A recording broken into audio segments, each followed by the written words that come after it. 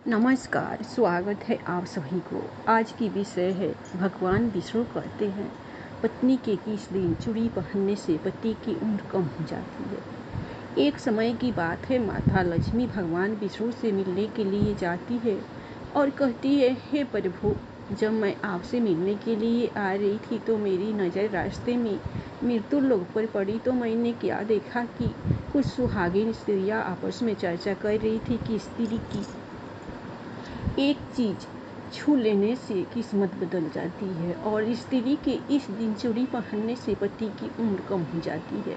स्वामी, मैंने जब से उस चर्चा को सुना है मेरा मन विचलित हो गया है, इसलिए मेरा आपसे अनुरोध है कि आप मुझे मेरे इन दोनों प्रश्नों का उत्तर देकर संतुष्ट करें। भगवान विष्णु ने कहा, हे देवी, मैं तुम्हें तुम्हारे इन दोनों प्रश्नों का उत्तर एक छोटी सी कहानी के माध्यम से दूंगा, मगर मेरी एक शर्त है कि मैं जब तक यह कहानी तुम्हें सुनाऊं तब तक तुम मन लगाकर यह कहानी पूरी सुनना, क्योंकि आधी अधूरी कहानी सुनने से आधा अधूरा ज्ञान ही प्राप्त होता है जो किसी काम का नहीं होता है। भगवान विष्णु की बात सुनकर माता लक्ष्मी कहती है, ठीक है स्वामी, मैं आपको वचन देती हूँ कि कहानी पूरा मन लगाकर ही सुनूंगी। आप कहानी सुनाना आरंभ कीजिए। भगवान विष्णु कहते हैं, सुनो देवी, एक नगर में एक सेठ रहता था। वह बहुत ही धनवान था, उसके पास सब कुछ था, आलीशान दुकानें थी, रहने के लिए अच्छा सा मकान था। उस सेठ के 3 लड़के थे, तीनों लड़कियों की शादी हो चुकी थी। सेठ की 3 बहुएं थी, उनका स्वभाव बहुत ही अच्छा था, अपने सास ससुर और पति की खूब सेवा किया करती थी, इसलिए घर में सुख शांति का वातावरण था।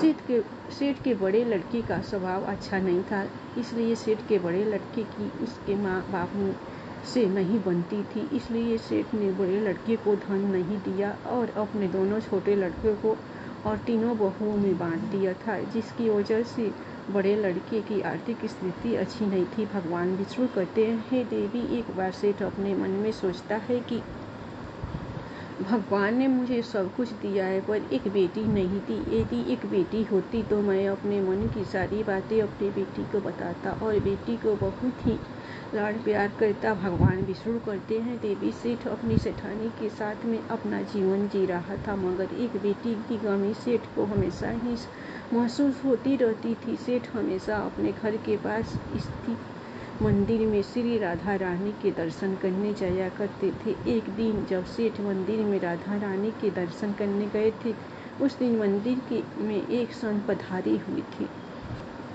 सेठ को उदास देखकर संत ने सेठ से पूछा, तुम उदास क्यों हो? तो सेठ बोले, महाराज, मेरे कोई बेटी नहीं है, इसलिए मैं उदास हूँ।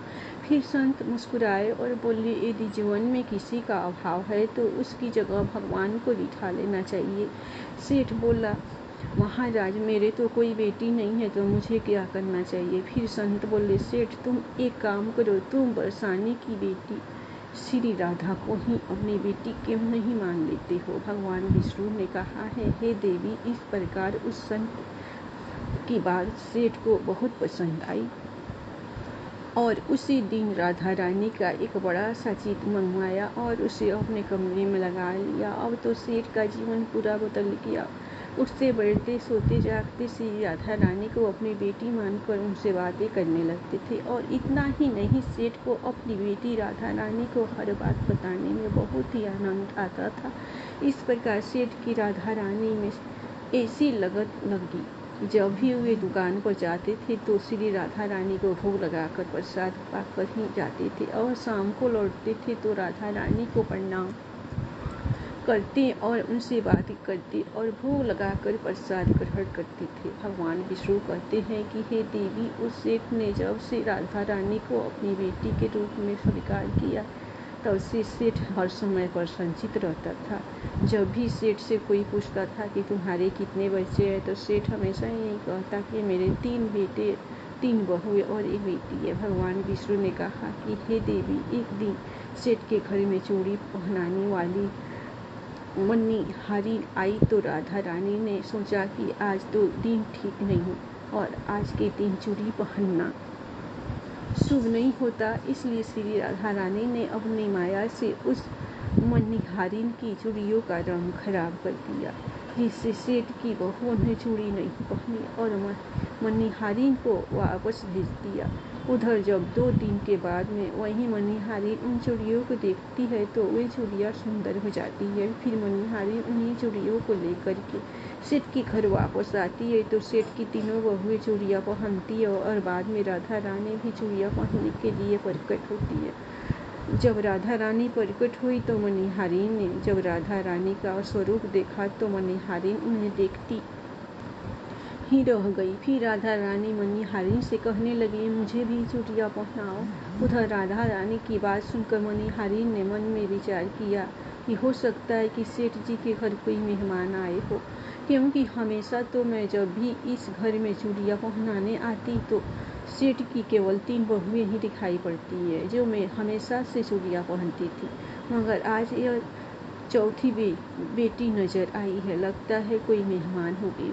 भगवान विष्णु कहते हैं कि हे देवी, फिर ऐसा सोचकर उस मनिहारिन राधा रानी को चूड़ियाँ पहना दी। जब राधा रानी चूड़ी पहन करके एक ओट में जाकर अंत ध्यान हो गई, सभी को चूड़ियाँ पहना करके मनिहारिन हमेशा की तरह चूड़ियों का पैसा लेने के लिए सेठ जी की दुकान पर चली गई। फिर मनिहारिन को देखते ही सेठ जी कहने लगा, लगता है घर पर चूड़ियाँ पहनाने गई थी, तुम हमारी तीनों बहुओं को चूड़ियाँ पहना कर आई हो, यह लो तुम्हारे पैसे। मैं तुम्हें देखकर ही समझ गया कि तुम दुकान पर पैसे लेने के लिए आई हो। और फिर सेठ ने मनिहारिन को हर बार की तरह जितने पैसे देते थे उतने ही पैसे दे दिए। तो मनिहारिन कहने लगी, सेठ जी, इस बार मैंने तीनों जनों को नहीं बल्कि 4 जनों को चूड़ियाँ पहनाई हैं, इसलिए अब की बार मैं ज़्यादा पैसे लूँगी। भगवान विष्णु कहते हैं, हे देवी। मनिहारिन की बात को सुनकर सेठ कहने लगा, हमारे घर में तो 3 बहुएं के अलावा तो कोई चौथी और है ही नहीं, फिर तुमने चूड़ियाँ किसे पहनाई? तो मनिहारिन कहने लगी, सेठ जी, मैं नहीं जानती, लेकिन मैं तो सिर्फ इतना जानती हूँ कि मैंने तो आपके घर 4 जनों को चूड़ियाँ पहनाई है। फिर इस प्रकार मनिहारिन की बात को सुन करके सेठ कहने लगा, ठीक है, पहले तो तुम 3 जनों के पैसे ले जाओ, बाकी के पैसे पहले घर पर आकर पता करूँगा कि चौथा कौन है जिसे तुमने चूड़ी पहनाई है। मनिहारिन बोली, ठीक है सेठ जी, पहले आप घर पर पता कीजिए, उसके बाद मुझे मेरे पैसे दे देना। और ऐसा कहकर वह मनिहारिन सेठ की दुकान से चली गई। भगवान विष्णु कहते हैं, हे देवी, शाम को सेठ जी जब घर पर पहुँचे तो उन्होंने घर पर मनिहारिन के बारे में पूछा। उनकी बहुओं ने कहा कि केवल हम तीनों ने ही चूड़ियाँ पहनी थी। तो सेठ कहने लगा, यही बात तो मैंने मनिहारिन को काफ़ी समय तक समझाई कि हमारे घर में केवल 3 ही जने हैं, चौथा और कोई नहीं है जिसे तुमने चूड़ियाँ पहनाई। मगर वह मनिहारिन यह बात मानने के लिए तैयार नहीं थी और बार बार उसका यही कहना है कि मैंने 4 जनों को चूड़ियाँ पहनाई। भगवान विष्णु कहते हैं, हे देवी, इस प्रकार सेठ सारी बात भूल गया और अपने नित्य काम में लग गया। सेठ राधा राधा बोलते बोलते श्री राधा रानी को भोग लगा करके भोजन करके सो गया। और जब सेठ की नींद आ गई तो सेठ के सपने में राधा रानी प्रकट हुई और अपनी आंखों में आंसू थे, उनकी आंखों में आंसू थे। सेठ ने पूछा, बेटी उदास क्यों हो? तो श्री राधा रानी बोली, पिताजी, आज मेरा मन बहुत दुखी है। मैंने अपने पिता का घर समझकर यहाँ आराम से चूड़ियाँ पहनी थी, परंतु पिताजी, आपने उस मनिहारिन को चूड़ियों का मोल नहीं चुकाया। पिताजी, आपने मुझे बेटी तो बना लिया, परंतु आपको मेरी याद नहीं आई, आपने मुझे भुला दिया, इससे मैं बहुत दुखी हूँ। भगवान विष्णु कहते हैं, हे देवी, फिर इतना सुनकर सेठ सपने में रोते हुए बोला, बेटी, मुझे क्षमा कर दो, मुझसे बहुत बड़ी भूल हो गई। और सेठ तुरंत ही नींद से उठ खड़ा हुआ और उनकी आंखों में आंसुओं की धार बह रही थी। सेठ ने तुरंत ही तिजोरी से पैसे निकाले और मनिहारिन के घर की तरफ चल दिया। सेठ ने मनिहारिन के घर का दरवाज़ा खटखटाया। मनिहारिन ने दरवाज़ा खोलकर देखा तो सेठ जी खड़े थे। मनिहारिन कहने लगी, सेठ जी, इतनी रात को आपका कैसे आना हुआ? और फिर मनिहारिन सेठ को अपने घर के अंदर ले गई और सेठ की आंखों में आंसू थे। फिर सेठ मनिहारिन से कहने लगा, तुम्हारे जैसा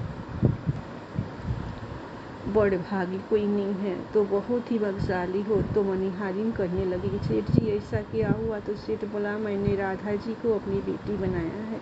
परंतु मैंने उन्हें कभी भी अपनी आंखों से नहीं देखा, लेकिन तुमने आज उन्हीं राधा जी को अपने हाथों से चूड़ियाँ पहनाई है। आज तुम्हारे जैसा भाग्यशाली धरती पर कोई दूसरा नहीं। मैं तुम्हें अपनी बेटी की चूड़ियों का मूल चुकाने आया हूँ। और यह कहकर सेठ जी ने रुपये से भरी हुई थैली मणिहारिन के सामने रख दी और कहा, इसमें से जो भी लेना है ले लो। भगवान विष्णु कहती हैं कि हे देवी, जब मणिहारिन ने सुना कि स्वयं राधा रानी उनसे चूड़ियाँ पहनने आई थी तो मणिहारिन की आंखों से भी आंसू की धारा बहने लगी और सती मणिहारिन बोली, सेठ जी, मैं राधा रानी की चूड़ियों के पैसे कैसे ले सकती है? ऐसा सौभाग्य किसे मिलता है जो मुझे मिला, और मैंने राधा रानी को अपने हाथों से चूड़ियाँ पहनाई। मैं आपसे बिटिया राधा रानी की चूड़ियों के पैसे कभी भी नहीं दूंगी। भगवान विष्णु कहते हैं, हे देवी, परंतु सेठ नहीं माना। सेठ ने रुपयों से भरी हुई थैली मणिहारिन के घर पर रख दी और वहां से सीधे घर आए और अपनी पत्नी को लेकर के श्री राधा रानी के मंदिर में चले गए। और उस दिन के बाद से सेठ जी ने अपना सब कुछ छोड़ करके संन्यास ले लिया और अपना शेष जीवन राधा रानी के मंदिर में राधा जी की भक्ति करते हुए बिता दिया। भगवान विष्णु कहते हैं, हे देवी, इधर सेठ मंदिर में राधा रानी की भक्ति में खो जाता है और अपनी पत्नी के साथ में मंदिर में रह करके राधा रानी की भक्ति करने लगता है। उधर राधा रानी बड़े लड़के के सपने में पहुंच जाती है और कहती है, तुम अपनी माँ की सेवा नहीं करते हो, इसलिए तुम्हारी ऐसी स्थिति है। तुम आज से ही अपनी माँ के चरण छूना आरंभ कर दो। रातों रात तुम्हारा भाग देखना कैसे बदलता है। भगवान विष्णु कहते हैं, हे देवी, इस प्रकार से सेठ का बड़ा लड़का अपनी माँ के चरणों को रोजाना छूने लगा और फिर धीरे धीरे बहुत बड़ा आदमी बन गया। इसके बाद धन की कोई कमी नहीं रही। फिर भगवान विष्णु कहते हैं, देवी, तुम अपने पहले प्रश्न का उत्तर समझ लो। तुम्हारा पहला प्रश्न था कि स्त्री की कौन सी चीज़ उसे बिना बताए छूने से रातों रात भाग बदल जाता है। तो ठीक से समझ लो, जो इंसान सेठ के बड़े लड़के की तरह अपनी माँ के चरणों की सेवा करता है, माँ के चरणों का अमृतपान करता है, उसका सोया हुआ भाग जाग जाता है और एक दिन वह इंसान बहुत बड़ा आदमी बनता है। भगवान विष्णु कहते हैं कि हे देवी, तुम्हारे दूसरे प्रश्न का उत्तर सुनो। तुम्हारा दूसरा प्रश्न था कि स्त्री की किस दिन चूड़ी पहनने से पति की उम्र कम हो जाती है। तो सुनो, जिस दिन मणिहारिन सेठ की तीनों बहुओं को चूड़ियाँ पहनाने के लिए आई थी तो राधा जी ने देखा कि उस दिन मंगलवार था, इसलिए राधा जी ने अपनी माया से उन चूड़ियों का रंग काला कर दिया था, जिससे सेठ की बहुओं को चूड़ियों का रंग